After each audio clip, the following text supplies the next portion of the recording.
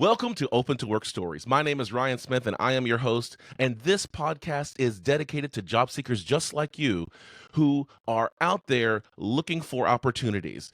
This podcast gives you the platform to talk about who you are, what you've done, and why recruiters should take a longer look at you.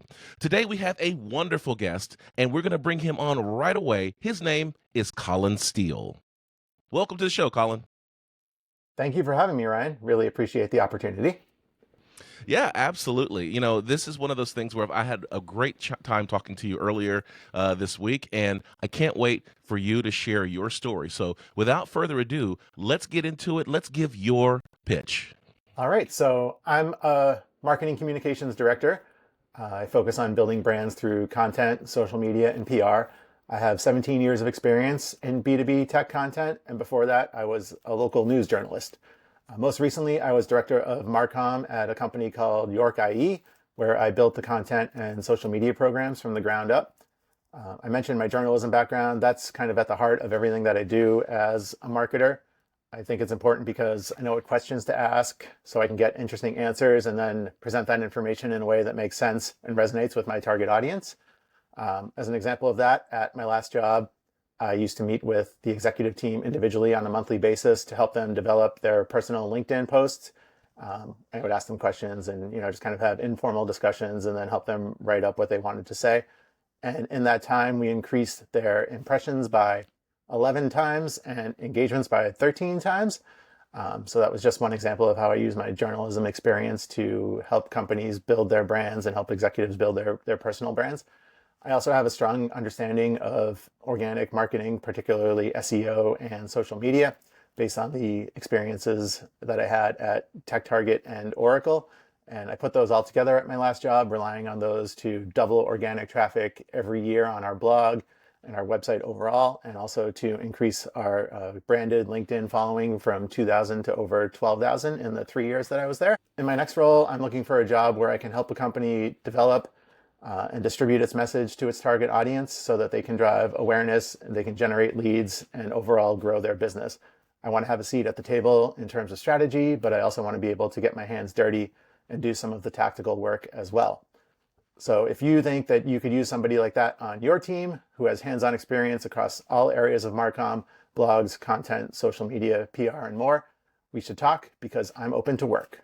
That was a fantastic introduction. And so I want to talk about a few things that you mentioned in your introduction that I think people really, really should pay attention to. The first thing is your journalism background. And, one of the things that I found when I was interviewing for certain roles, especially ones in the security arena, where they were like, well, I don't see any direct security experience on your resume, so therefore that disqualifies you for this position. And I'm like frustrated because like my whole career is in technology. I've demonstrated that I can learn carrier grade networks, I can learn business communication systems, I can learn enterprise network systems, but for some reason security is unattainable for me. So talk to me about how journalism flattens that learning curve and makes it easier for you to pick up things quickly and be able to speak confidently about that in your writing and other content creation activities. Yeah, I've seen the same thing a lot in a lot of the jobs that I've applied for or the descriptions that I've seen pop up in my email inbox.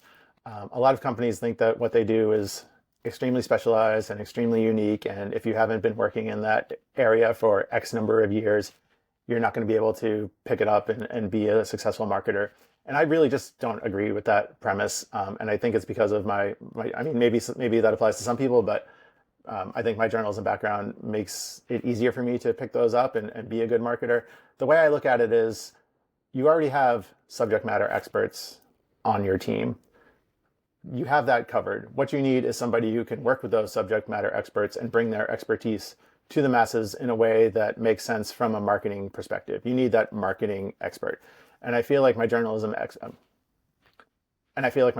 background has set me up well to be that person in a company. When I was a newspaper reporter here in the suburbs of Boston for the first 5 years of my career after college, I covered everything. I would have to go to a school committee meeting one day or cover something that happened crime-wise or a fire the next day, or then learn about some events happening at the senior center, or all these different things that I was not a trained expert in school committees or finance and town budgets and everything else that goes into local news. But I was able to go from 0 to 60 pretty quickly, especially when I was at a daily paper. Like, you learn about something happening one day, and by the end of that day, you have to write several hundred words on it and get it ready for publication the next day. So, I was able to ask the right questions, find out who the right people to talk to in the first place are, and then distill down that information in a way that made sense to a broader audience. And then that's been my approach to content marketing the whole way. Going back to my very early days at TechTarget, I started covering cybersecurity. I didn't know anything about that. I moved on to virtualization and cloud computing and endpoint computing. Same things. Knew nothing about those when I started, but was able to, successfully report on them and create content around them, and manage entire websites devoted to those technologies.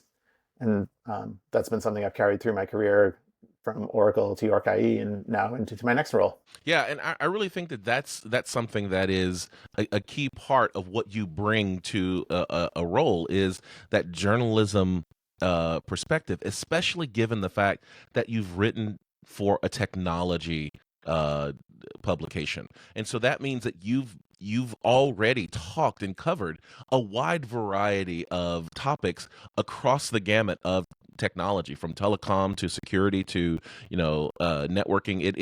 It's all there. Exactly. Like, there's no, the technology is different and the subjects are different and the topics are different, but the approach is always the same. It's find the people who are smart and know what the technical details are, or the broad product or the in-depth product details are, and ask them the right questions. Find out the information that you need. I usually try to go into it with an outline or something already in mind. Like, it's not just Right. a knowledge dump on me. I'm going to write an article on this topic. This is the information I need to know based on SEO best practices or the outline that we have for this white paper, or what have you, and ask the questions that are going to get those answers. And it's a pretty seamless process from there, because if you have a open-ended question or an open-ended conversation, you're going into a transcript and you're trying to pick and choose the right pieces to get them into the right format for the document. But if your outline aligns with the questions you're going to ask, it's pretty straightforward to turn that conversation into a piece of content that the subject matter expert themselves will be happy with, to see their name on it, and that the audience will like, because it's answering the questions that they have. Absolutely, absolutely. And it's to not to put a too fine a point on it, is the fact that one of my leaders, his hiring philosophy was always, I'm looking for the intangibles, because the technology can be taught. Like, what good is it to have someone who knows this specific technology so well, but they can't create content quickly? They can't tell compelling stories. They can't lead a group of writers or content creators effectively. Like, look for those look for those intangibles, because the technology can be taught. Everyone had to learn it at some point. Exactly. And that is the case a lot, where you have the technical experts who don't know how to effectively tell the story, but there also are the technical experts who are good at telling a story and make the job for people like myself a lot easier. But the problem with that is, like, that's not their full-time job. They are busy working on the product, or being a technical evangelist, things like that. They don't have the time to sit down and write content or sit in front of a camera and create video content. So even in those cases where those people have those intangibles as well, you need somebody who's dedicated to bringing it to life, so that they can tell that story consistently and it doesn't just fall by the wayside. Absolutely. Absolutely. And so one of the things that you also talked about is that you've been a leader. You've led teams. You've built strategy. So talk to us a little bit about how you balance, and what your preference is for balancing kind of that strategic focus on building out like a content strategy versus staying connected to the work and still creating content even though you're in a more strategic director type role?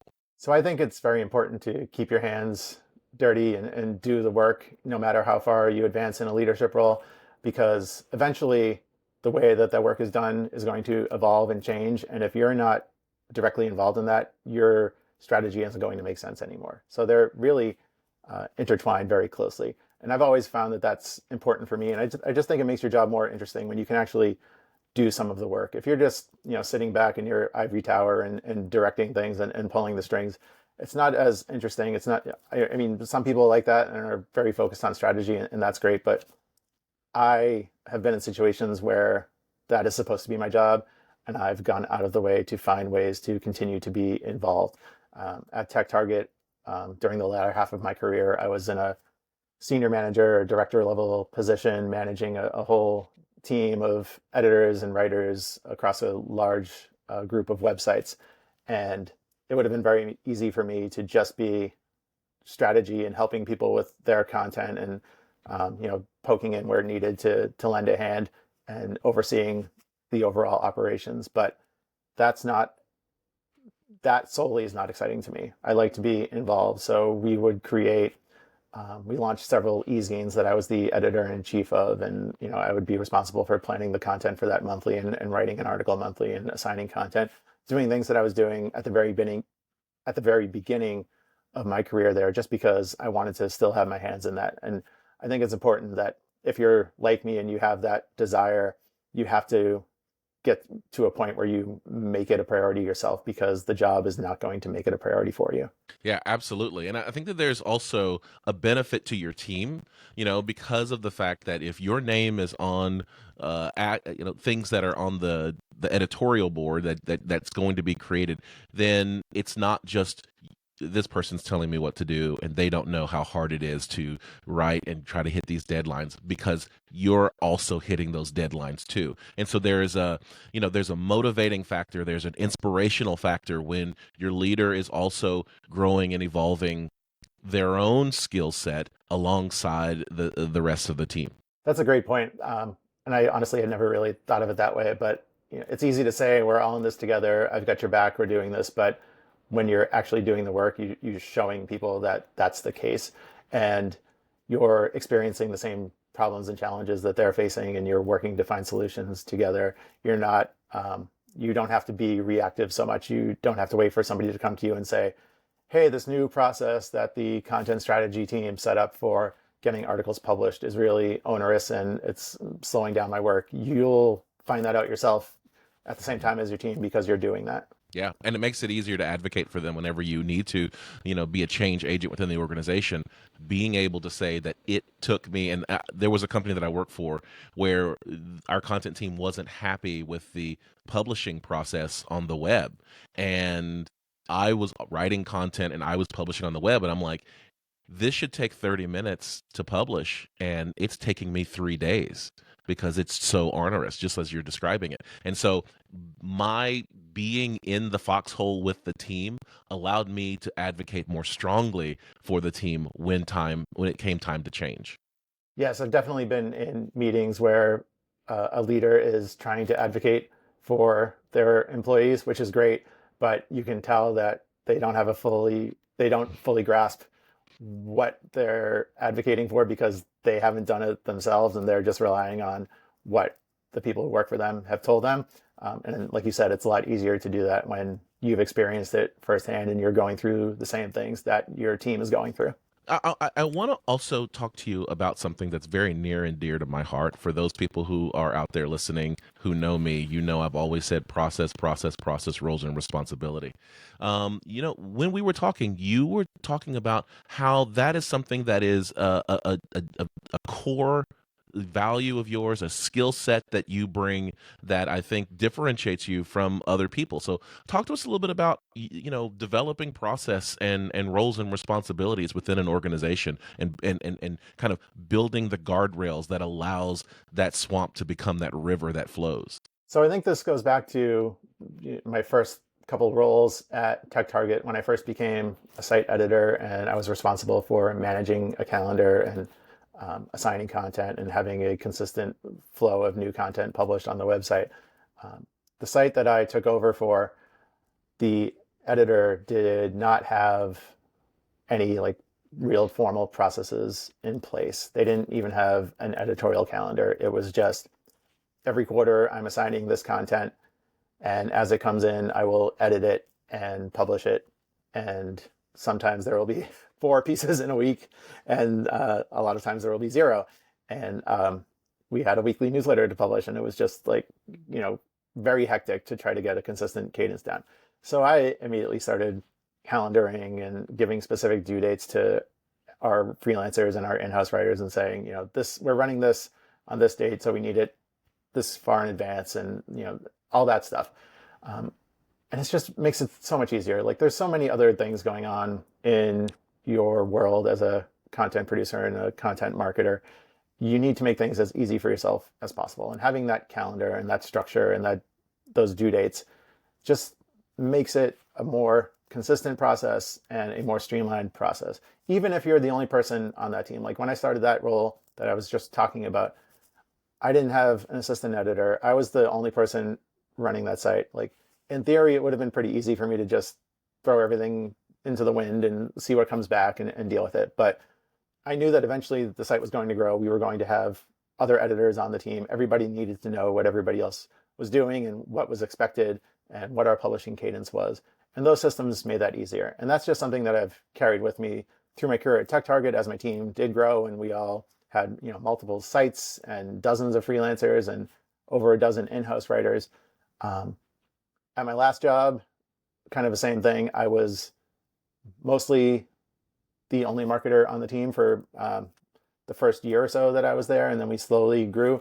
But even when I was the only person, I was setting up Slack channels that would automate when there were new entries in our editorial calendar and when something was ready to publish. And it was literally like I was setting something in the calendar as this is ready to publish, and it was then notifying me in Slack that it was ready to publish. And like, it was kind of ridiculous, but once an editor came on to help us and actually took control of the publishing process, it was very easy. He just got a Slack notification that this is ready, and he would go into WordPress and make it live. And it was a much more streamlined process because I had those systems in place, instead of saying, I have to do this manually and notify the 3 other people who need to find out about this when something goes live or is ready to go live. So I think it's really important, no matter how small your team, to build those processes, especially because once you do start growing, you're not going to have the time to do that. So take advantage of it early on and put those systems into place, and you'll be thankful that you did later on. All right, we're getting close to the end of the show. Colin, is there anything else you want to talk about before we go? I would just like to reiterate that I'm a director of marketing communications looking for a similar type role, preferably at a B2B tech company or a company that works with B2B tech companies. I think my experience in journalism, content production, social PR would be an asset to any organization. And please reach out to me on LinkedIn if you'd like to talk. All right, there you have it. That's Colin Steele. He is a talented marketing director with a journalism background. He does processes and procedures. He gets his hands dirty with the rest of his team while he's looking across the horizon. The best part about it is he's open to work. We'll see you next time for another episode of Open to Work Stories. I'm Ryan Smith. We'll catch you next time.